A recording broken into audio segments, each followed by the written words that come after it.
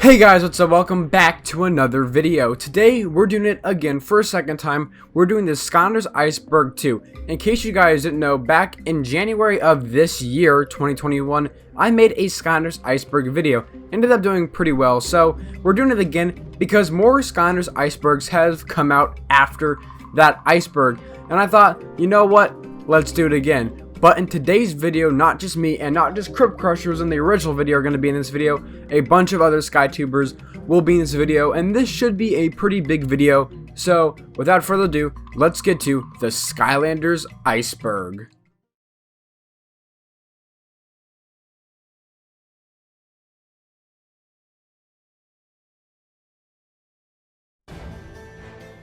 So the expansion packs, if you guys don't know, are the extra levels that you put onto the game and unlocks new content to it. I always thought these ones were weird because it forces you to buy other games, other levels. Especially in Imaginators, it literally forces you to get Wildstorm and Robo so you can 100% the game. If you don't have those Skylanders, you literally cannot 100% the game. There's no way to get the actual pieces to it. So I've always looked at that as saying, that's weird. You're basically giving me physical DLC. Yeah, think about it. When a game comes out and it's not completely done, it's DLC. That's literally what people say. They're like, they give you a downloadable content to buy. I think there's a game, Azura's Wrath, if I'm not mistaken. At the end of the game, you just think it's over. But then they release the DLC that gives you the actual ending of the game, and the DLC costs like $10. So I'm like, why would I buy this $60 game, then buy an extra $10 just so I can, get the actual ending of the game? And that's kind of what it's like for Skylanders. I find it really weird of the fact that you buy these level packs so you can finish the game.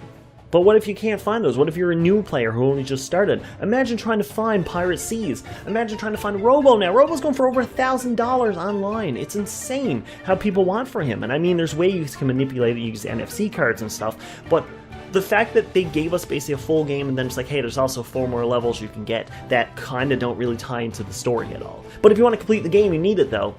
It's weird. I'm not a big fan of the expansion packs. The levels themselves are great. I mean, Pirate Seas is one of my favorite levels ever, but like, it's just kind of weird that it gave us like a DLC later into the game. So that's what I think about the expansion packs.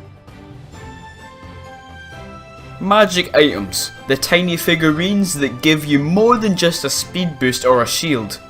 They give you a friend. There are many different categories of magic items. Of course, we have the basic magic items, which are mainly found in expansion packs, and they simply just act as a little power up to your Skylander. But there are also slightly more special magic items which unlock you a new PvP arena or new arena challenges. And then you also have the expansion items, which give you a brand new level after placing them down, and sometimes also new PvP arenas. Netflix show. Skylanders Academy is the name of an animated Netflix series that was first released at the end of October of 2016 and was made by Activision Blizzard Studios, who actually loves copyrighting people for using scenes from that show. What a friendly company, I guess. The series ran for 3 seasons with 38 episodes and featured Spyro, Stealthers, Eruptor, Popfizz, and Jetpack, who did the normal Skylanders thing and protected Skylanders from evil doing. Well, they at least tried. The series unfortunately got cancelled in April of 2019. In general, it was a pretty solid series with some highs and lows. Glum Shanks was obviously the biggest high, some mediocre forgettable music, and it even got DVDs, though they were kind of Germany exclusive. I own them, you fools.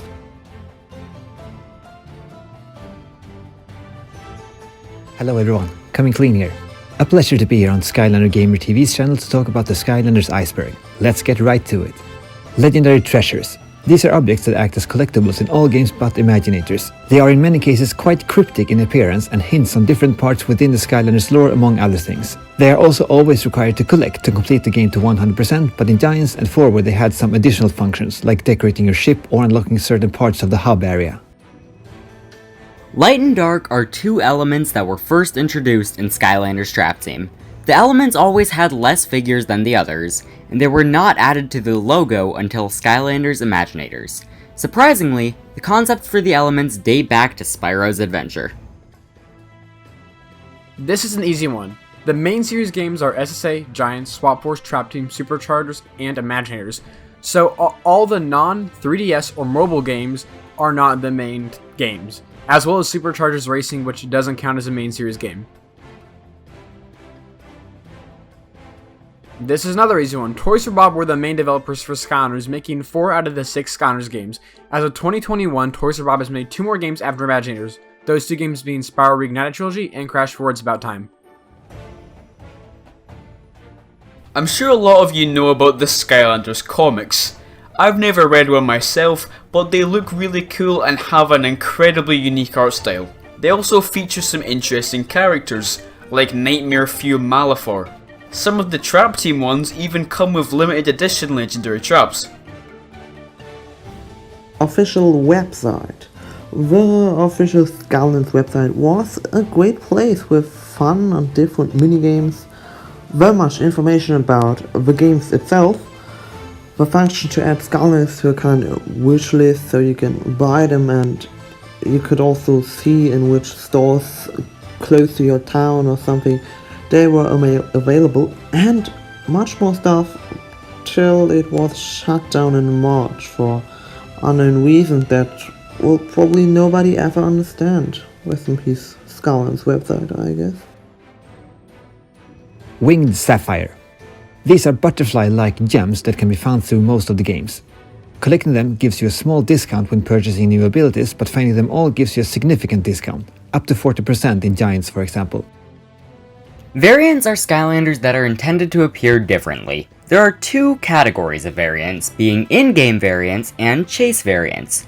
Currently, the only Skylander to fall in both categories is the flocked Springtime Trigger Happy.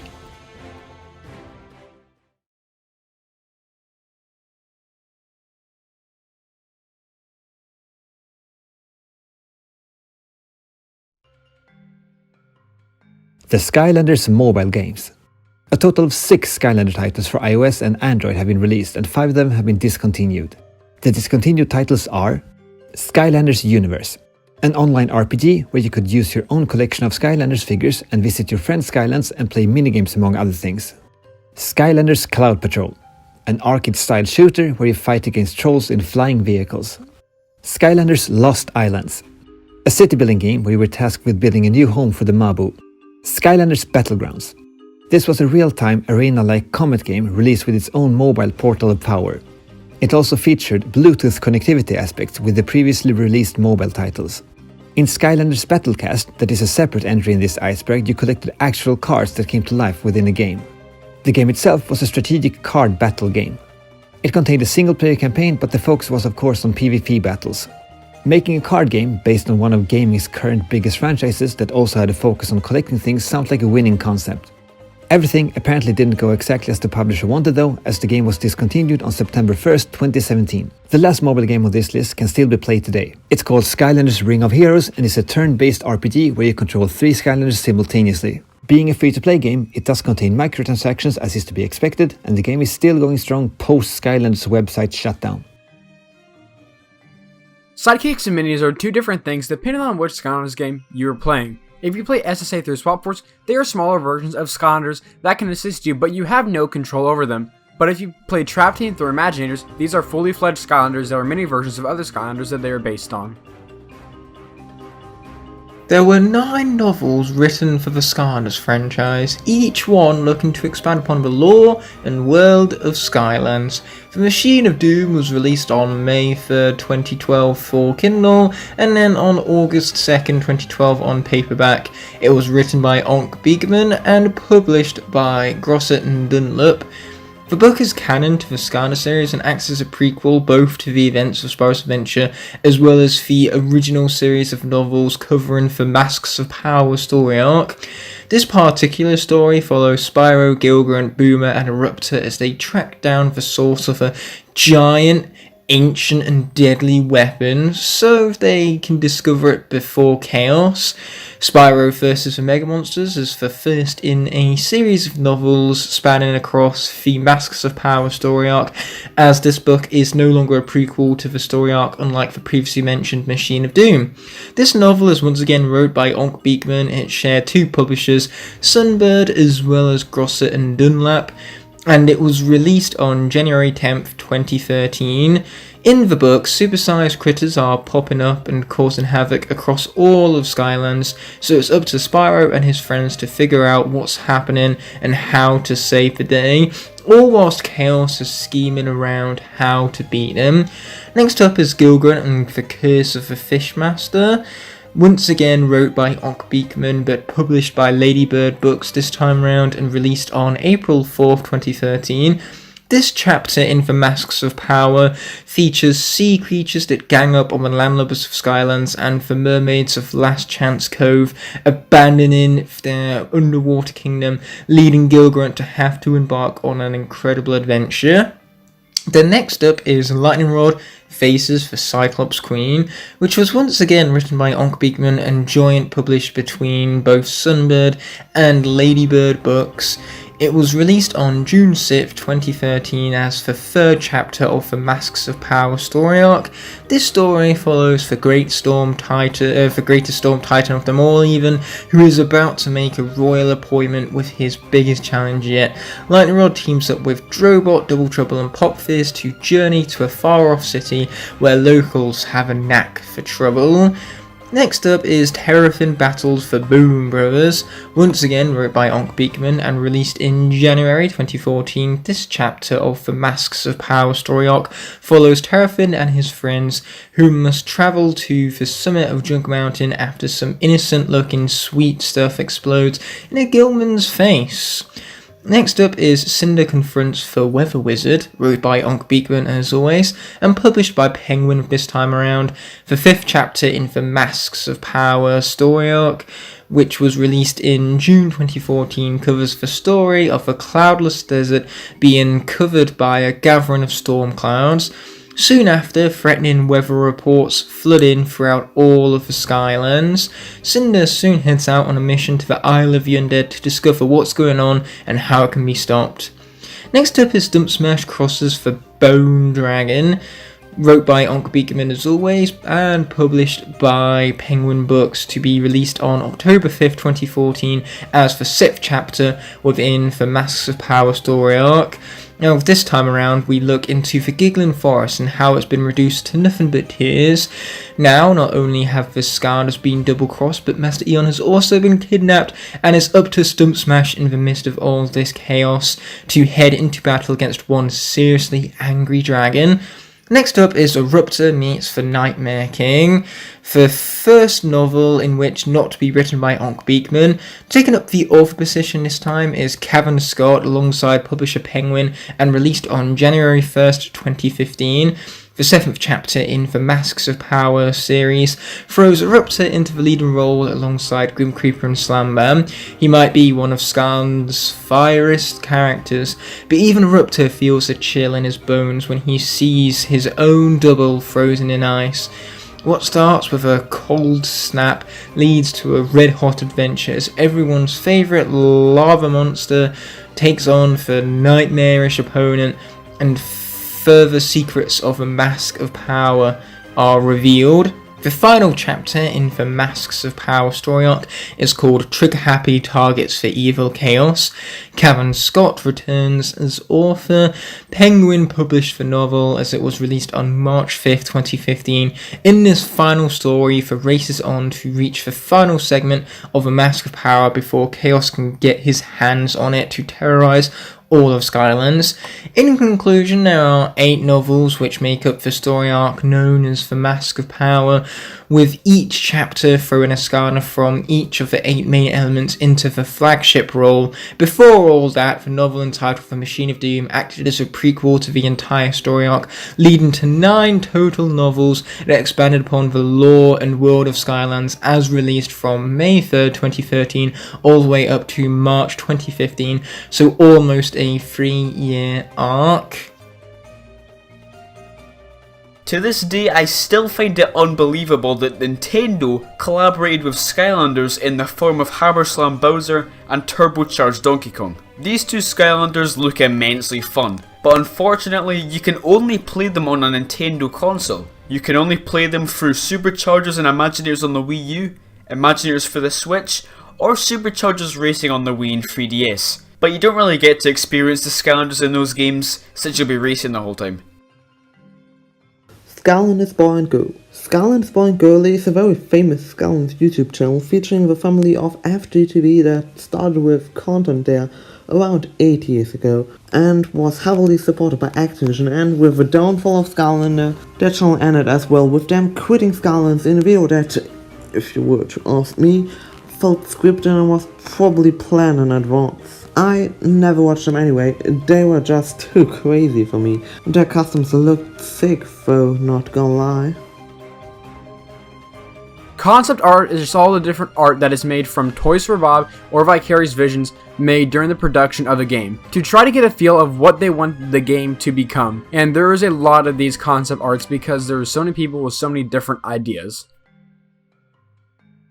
Boombringer is a Skylanders meme channel, and some of his top memes have done very well for his channel, one of them getting over 500,000 views, and recently he has been doing live streams on his channel. Terrafin is also a Skylanders meme channel that has been recently uploading Skylanders soundtracks. Krypt Krusher, like other former entries, is a Skylanders channel and is well known for his great edited videos and as well as his Skylanders Basically videos. So for some reason, I'm on the iceberg. It's probably because I'm from Newfoundland and we have icebergs here. Or the fact that I don't understand why I'm on the iceberg. It's supposed to be a joke. He told me that Skylander Gamer TV, I was just like, he was like, for years you can make a joke. Why? My life is already a joke.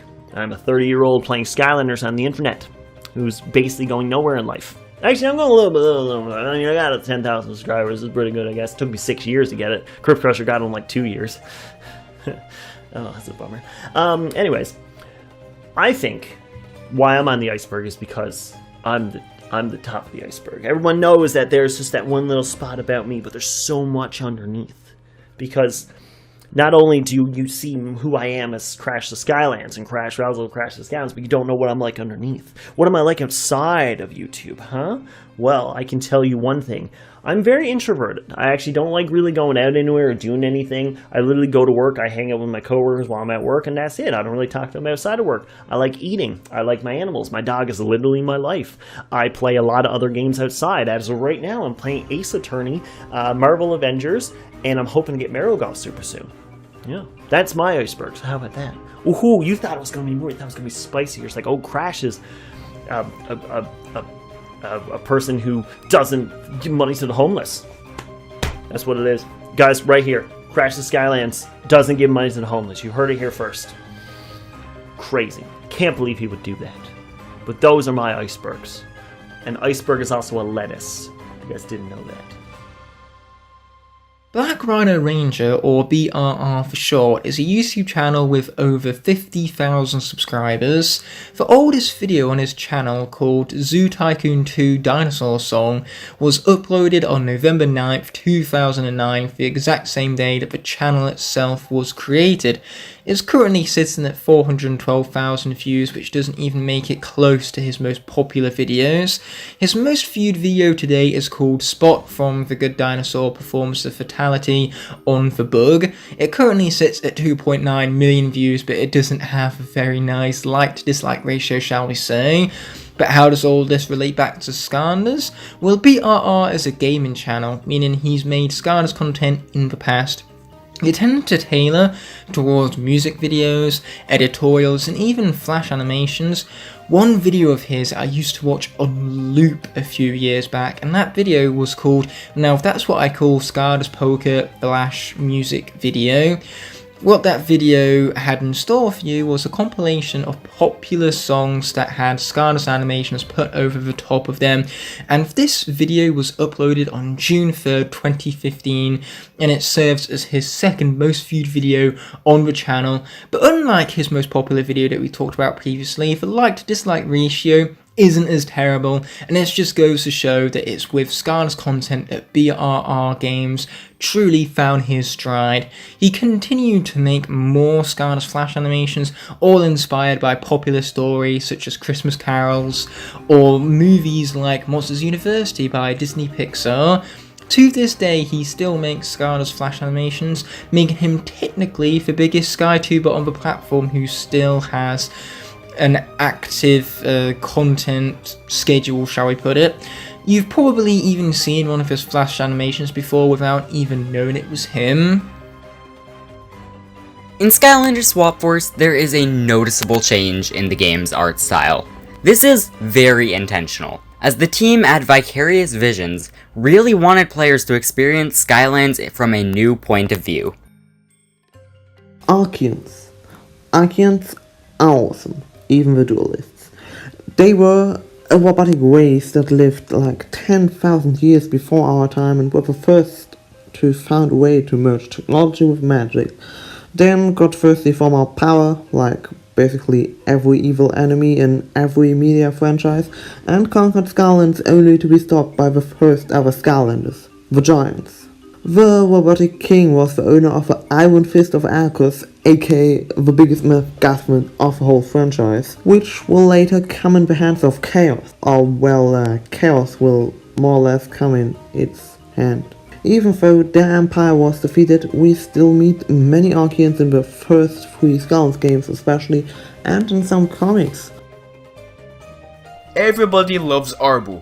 It's just a common piece of knowledge at this point.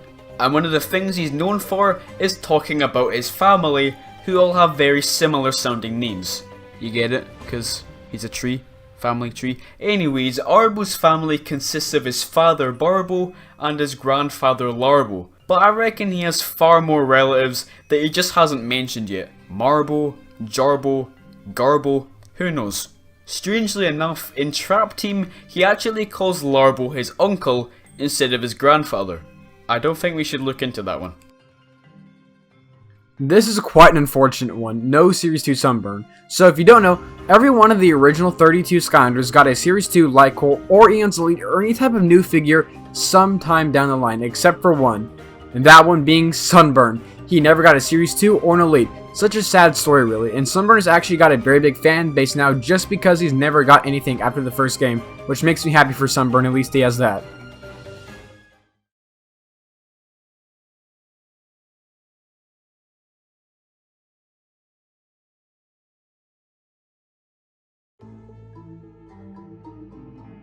Honestly, I have scoured the internet for a long time for an answer to this one, but I do not remember in the entire Skylanders series when a Mabu canonically committed tax evasion. It's probably a one-off line by one of them sometime in the series, or something said in Skylanders Academy, but I could not find it. If anyone knows anything about Mabu canonically committing tax evasion, then please tell me. The Nonsensical Timeline. Well, the Skylanders timeline is weird. Let's just say that there are some problems in the lore.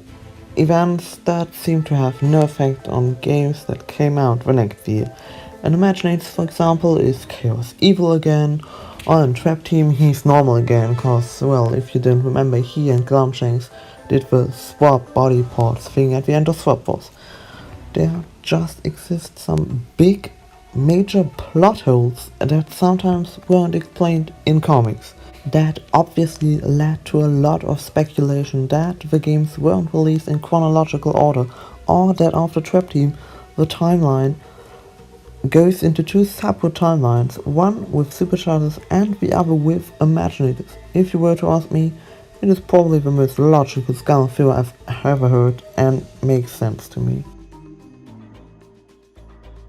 In certain games, there were Christmas songs released to celebrate the holiday season. Giants had It's Christmas for Bad Guys too. Trap Team had a version of the iconic 12 Days of Christmas, and Superchargers had an original Christmas carol. The Ancients. These are the creators of the Skylands itself and everything in it. They are mentioned in several of the games, but the details about them are never thoroughly explained. We do, however, know that they use mind magic to create everything in the Skylands, including the Core of Light that has a central role in the first game, Spyro's Adventure, as it keeps the darkness away from the Skylands. The Seed. Well, that took me long to figure out, but the Seed probably means these life seeds you gotta collect in treetop terrace so that you can progress forward on finding the life elemental source. I honestly am not sure if that's the correct interpretation of it, cause why should that be in this iceberg? It is a bit weird to say the least, but if you have a better idea, write it in the comments, I guess. Skylanders Universe was an online role-playing game that was supported during Spyro's Adventure and Giants. It was full of minigames, which were later just released on the regular website. Sadly, Universe's lifespan was cut short when it was shut down in April of 2013. The Skylanders Naming Contest. This was a collaboration between Activision and Frito-Lay, where fans were given the opportunity to give a name and backstory to a Skylander who could then be playable in the upcoming Skylanders Trap Team. Fans were shown images of 3 Skylanders, and they were then tasked with picking one and giving him or her a name and a short written inspiration for that name. A contribution that resulted in the name High Five and his backstory was the selected winner in the contest, but Flipwreck and Batspin, whose names and backstory came second and third, were kept, and all 3 became playable Skylanders in the Trap Team.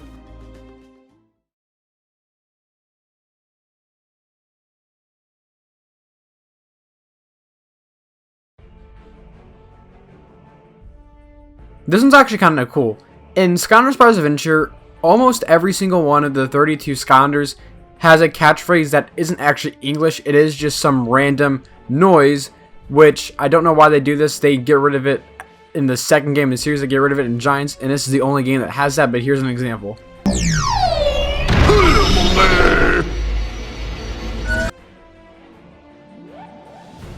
Lost Flash games. These were the games that were once available on the Skylanders website, and as the name might suggest, they only worked with a Flash player, or whatever that thing is called.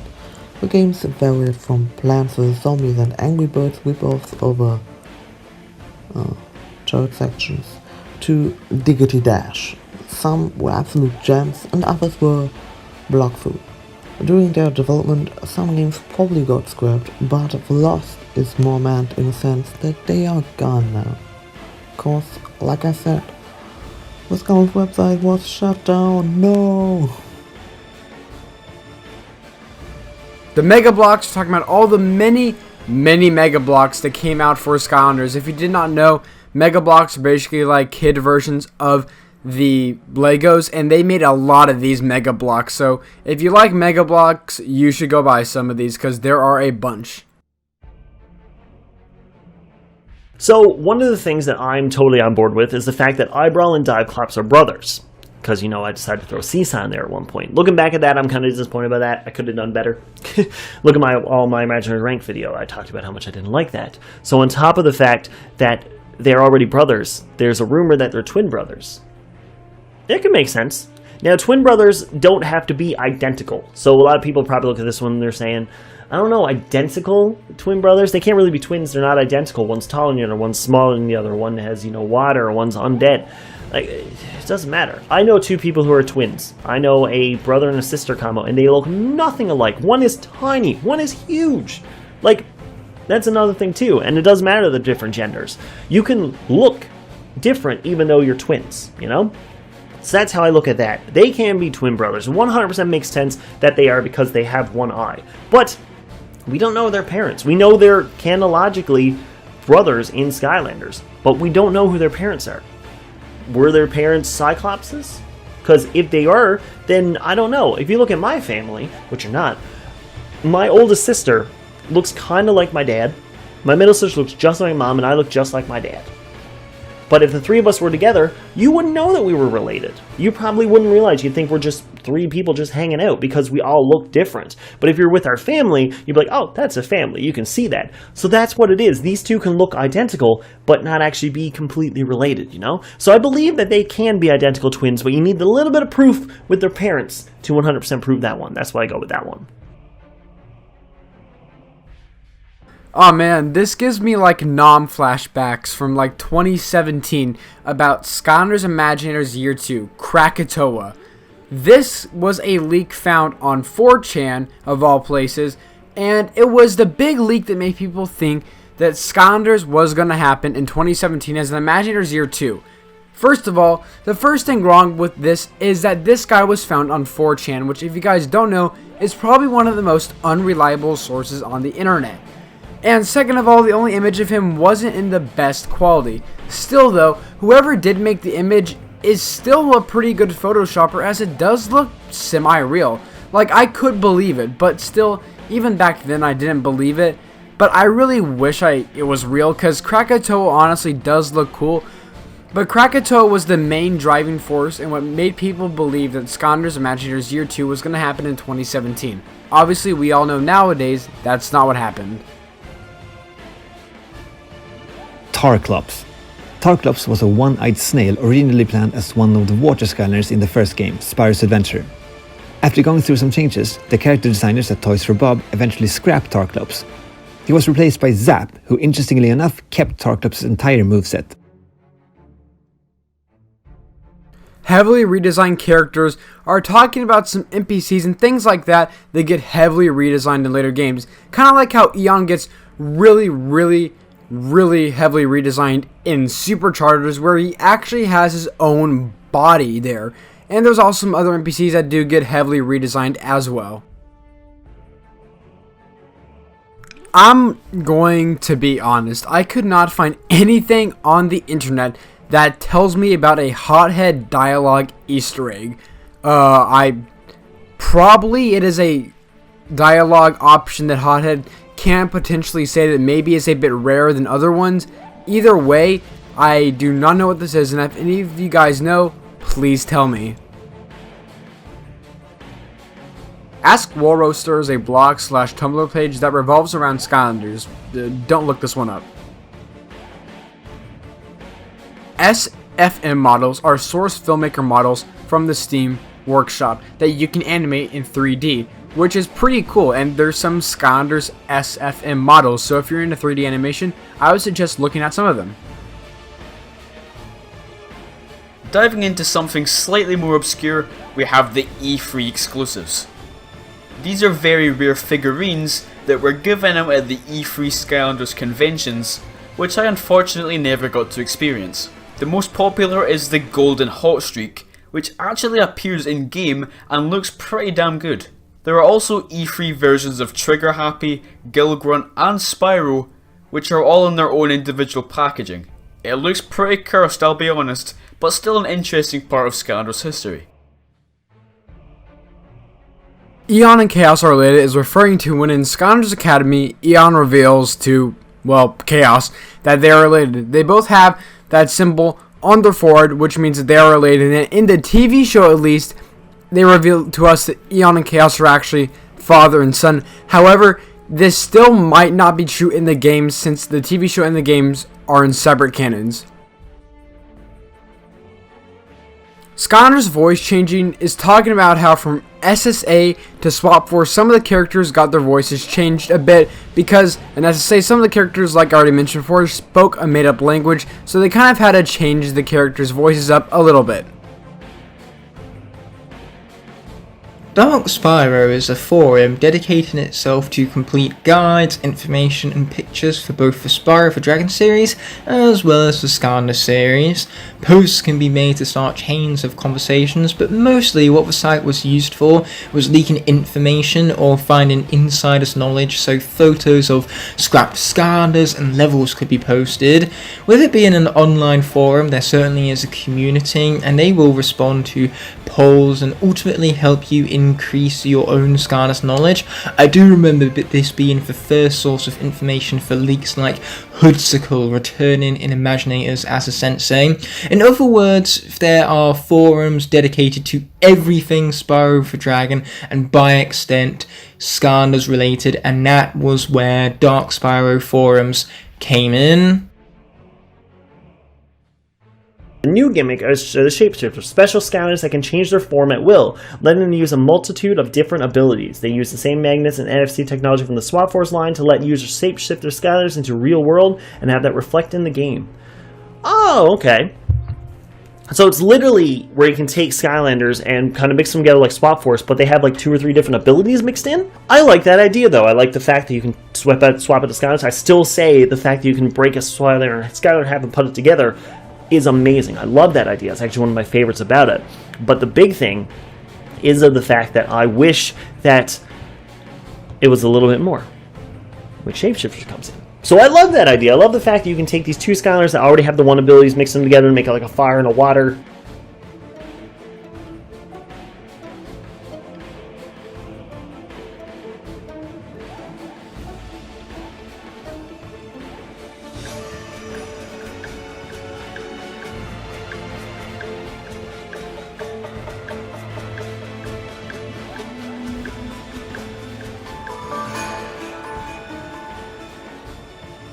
always talked about my idea of always like swappable weapons, so shapeshifters kind of like that. I can literally go from a brawler to a range attacker pretty quick, and that'd be really awesome. So it was one thing I kind of like. So I actually like the shapeshifter idea. Cloudcracker Prison Explosion. Cloudcracker Prison is the most secure prison in Skylands, and known inmates include Golden Queen and her ruthless Doom Raiders. The Trapmasters act as the prison's guardians. In the beginning of Trap Team, Chaos used the frequency modulator machine to blow up the prison, which in turn sent the Trapmasters and their Traptanium, which makes up the traps, to Earth. This event set the stage for the game itself, and the explosion also released a dark and light element that were included in all subsequent games.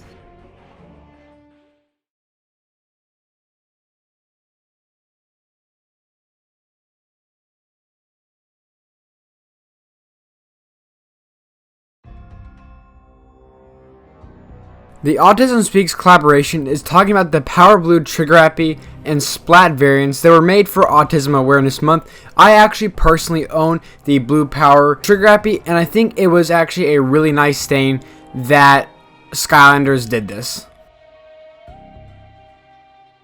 Spyro's parents are dead. This is a bit of a gruesome one, but yeah, I mean, in the TV show, we do see that Eon technically killed Spyro's parents, but now we're not for sure anymore. It's really weird because Eon says he kills them, then he's like, they might be alive, but people are suspecting that Spyro's parents are in fact dead, which sadly does make a bit of sense. Chop Chop Daddy. So, as we probably all know at this point, Krypt King was originally going to be the Magic Giants. The very first giant to be created actually, so the team of developers get a feeling for this new cast of characters. For that, Ai Wei Huang, sorry if I pronounced that name wrong, I probably did, basically created an ultimate version of Chop Chop with bigger size, and he then got the name of Chop Chop Daddy. The question though is, if he really is Chop Chop's daddy. I personally don't think he is. I mean, it wouldn't make that much sense in my opinion. So, the rumor that the Skylanders are still conscious when they're froze? Yeah, 100% real. They have brains inside of them. And if you look at the intro to Giants, they talk to Chaos. So 100%, they have to be still conscious when they're froze. The fact that when you put them on the game, they come to life, it's literally just the portal that activates them, and then they get to play in the game. The figures themselves are real. Like, there's got to be an aspect to that, where the Skylanders are literally inside of those figures where they can't move. Look at, say, Medusa or Midas in history, when Medusa would turn people to stone with her hair of snakes. They would freeze them to stone. They would still be alive under there. Same with Midas. He would just turn them to gold. Now, Midas has a little bit different story. I think that he turns their internal organs to gold also. But Medusa's 100%. She turns them to stone. They literally turn to stone, and they're still alive inside there. And that's kind of what happens to them. They get frozen in time. They get frozen into a figure, but the figure themselves, I'm going to take Whamshell here, he's still alive in there. Hello? Hello?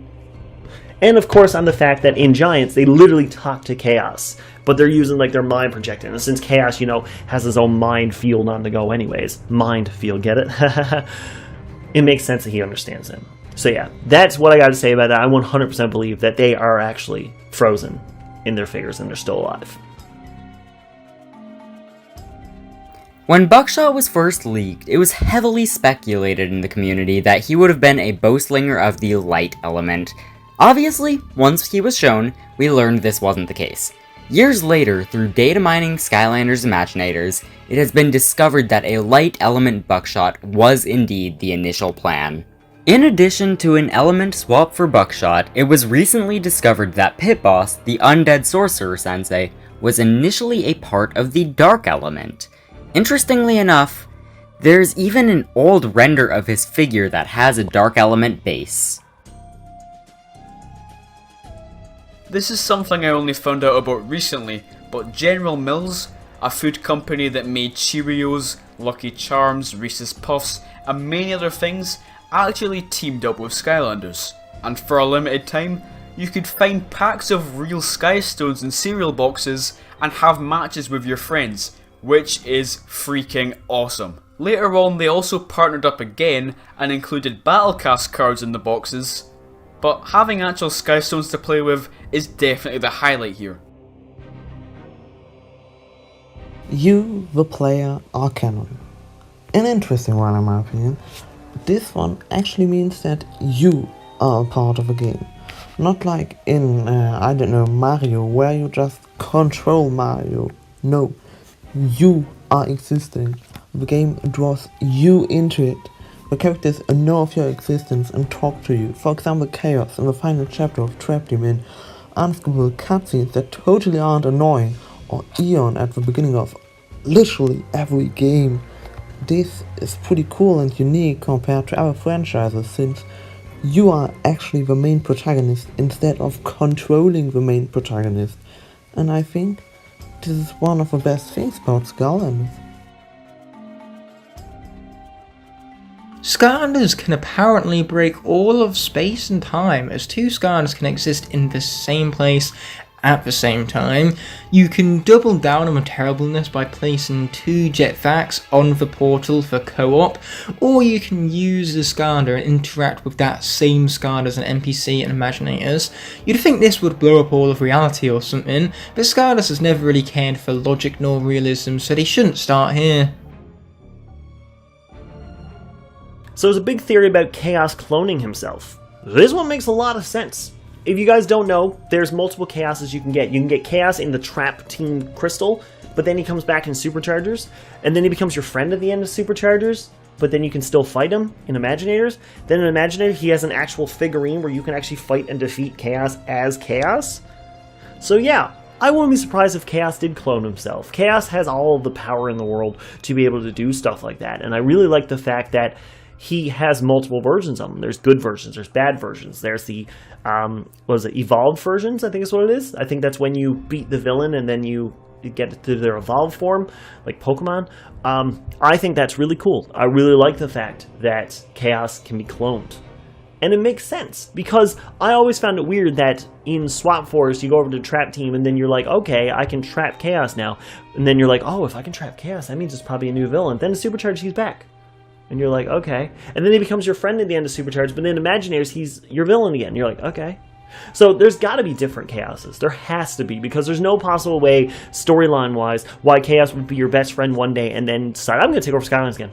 Bye. But then you pop back over to Swap for Superchargers and he's perfect again. It's weird. So yeah, that's one I 100% believe in, with Chaos cloned himself. It has to make sense. It's the only one that logically makes sense, in my opinion. Chop Chop is part robot. Thousands of years prior to the games, a race called the Archaeans ruled the Skylands.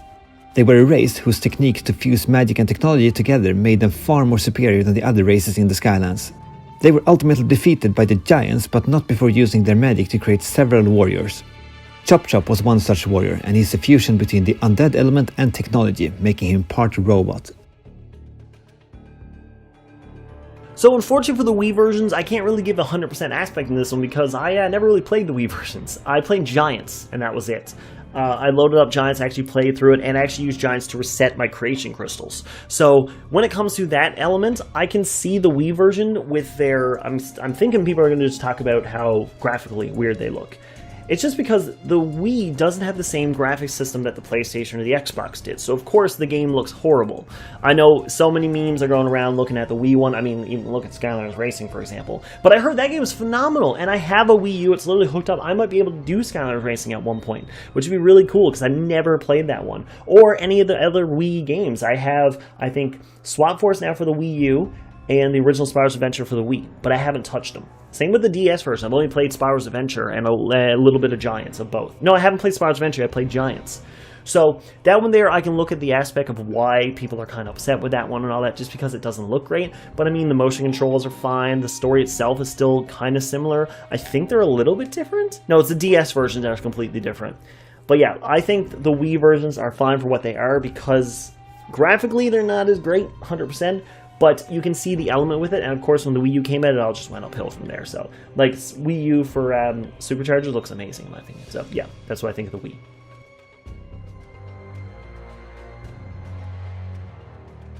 We hear a lot of talk about the ancients and how they created Skylands, but we never really got to know any of them apart from the brain. who I try to forget exists as much as I can. But what if these mysterious ancients were right under our noses the entire time? What if the ancients are supposed to resemble the developers of the games? In a way, they did create Skylands after all. This does raise some questions about fourth wall breaking.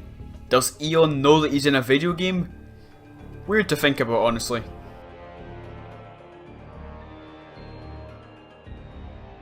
Sundragon is actually a prototype of Camo that made it pretty far into production because he can actually be seen in the first trailer of Skylanders Spyro's Adventure, and there's even gameplay of him.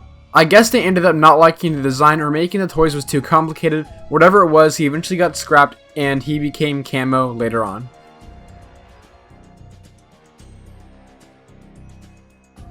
Does anyone else find it kind of odd that the villains in Trap Team immediately go from evil to good just by putting them in a trap? Really makes you question their commitment to evil. But what if the traps actually brainwashed the villains to make them fight for us?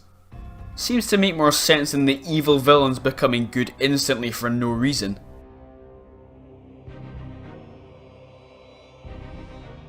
Trigger Happy's unknown origins.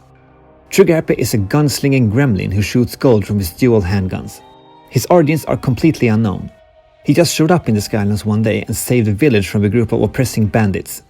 The village also became rich from all the gold that Trigger Happy had fired during his engagement with the bandits. Word spread to Master Eon, who quickly decided to make Trigger Happy a Skylander.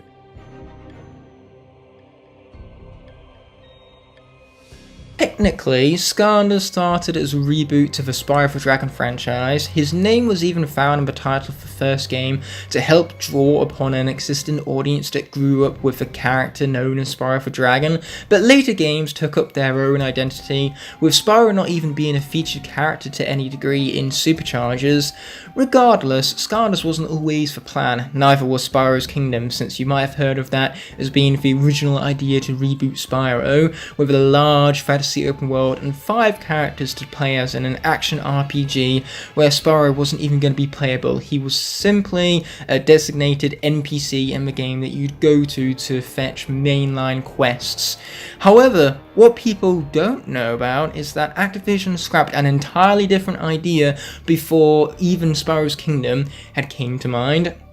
To follow up the Legend of Spyro games that were generally darker in tone and grittier than that of previous Spyro games, they wanted to turn Spyro into a full-blown, realistic, gritty and violent gaming franchise. They were planning on the games featuring blood, guts and gore, where Spyro would rip creatures apart and flame them up with absolute brutalities in line of that of the Mortal Kombat franchise. It's as Alex Ness once said, it was going to be for an older audience and a darker tone for it to take on for next-gen systems, which at the time, of course, would have been for PS3 and the Xbox 360.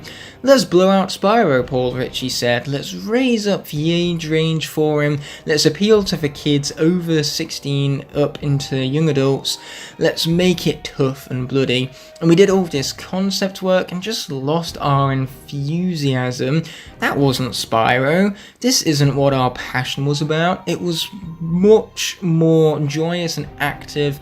And so we sort of stepped back from that, which is why very early into development the idea was scrapped entirely, thank God, because I think no one, and I mean no one, wanted to see that version of Spyro.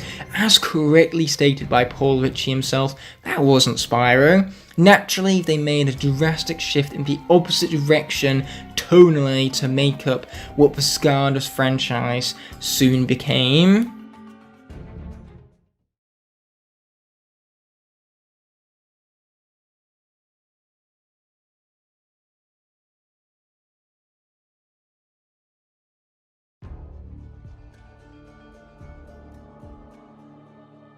Okay, if you don't know this one, this is a defect.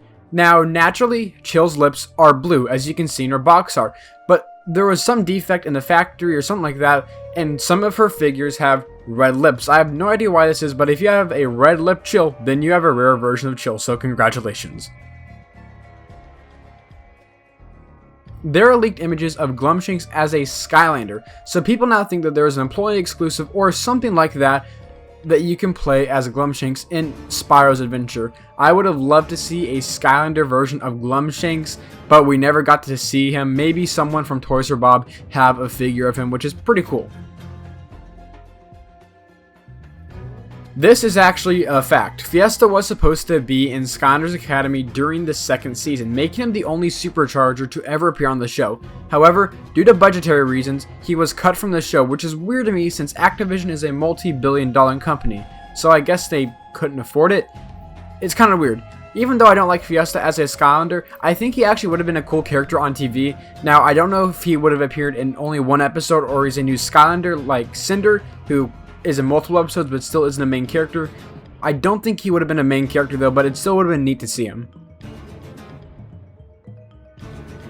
There are a lot of multiverses theories out there, and one of them is that Buzz is actually an older version of Flynn from another universe, and you can also say that Skylanders is one of the universes in the Spyro's universe, the original Spyro being one universe, Legend Spyro in another universe, and Skylanders being in another universe. And there's also the idea that Imaginators and Superchargers take place in two completely different universes, and these could all be true. And I think it'd be cool to introduce a multiverse in a new Skylanders game if they ever make one, and I think the theory of Buzz being an older Flynn from another universe is actually pretty neat as well.